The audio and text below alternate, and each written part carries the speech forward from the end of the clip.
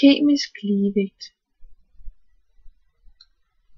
I vores forsøg var formålet at lave indgreb i et kemisk ligevægtssystem og formulere sammenhængen mellem indgreb og effekten af indgrebene. Vi arbejdede med denne ligevægt. Vi kom frem til konklusionen, at hvis man gør noget ved en ligevægt, gør ligevægten det modsatte af det, man har gjort. For at finde ud af, om en reaktion er i ligevægt, kan man bruge reaktionsbrøken. Det vi har gjort er, at vi har sat stofmængdekoncentrationen af produktet i tælleren, og vi har sat stofmængdekoncentrationen af reaktanterne i nævneren. Hvis en reaktion er i ligevægt, er Y, altså reaktionsbrøken, det samme som ligevægtskonstanten. Hvis ligevægtskonstanten er større end reaktionsbrøken,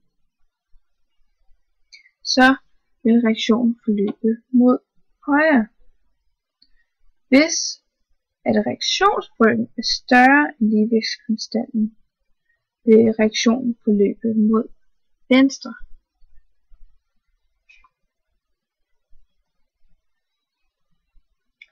Vi arbejdede også med denne reaktion, og den løber mod højre, fordi at ligevægtskonstanten er større, og det har vi prøvet at symbolisere med en længere pil.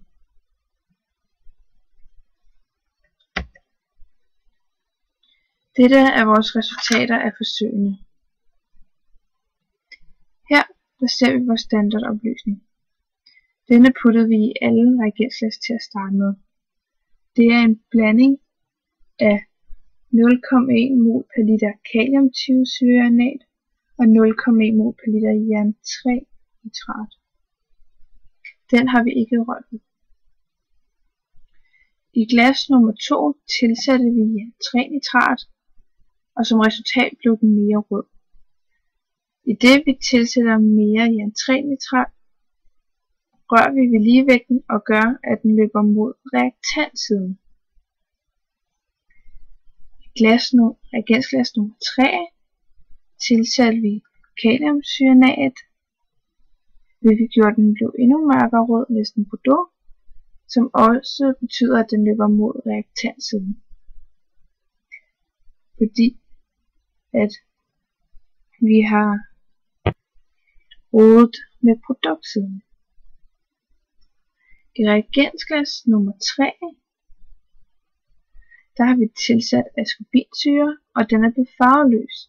Det er fordi, at det løber mod produktsiden. I reagensglas nummer 5, der har vi tilsat sølvnitrat med resultat af bundfald, hvilket også betyder, at den løber mod produktsiden.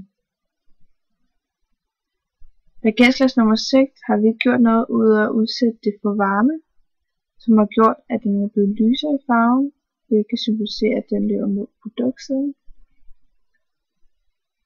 Og i reagensglas nummer 7 har vi udsat standardopløsningen kulde, og det løber så mod reaktantsiden.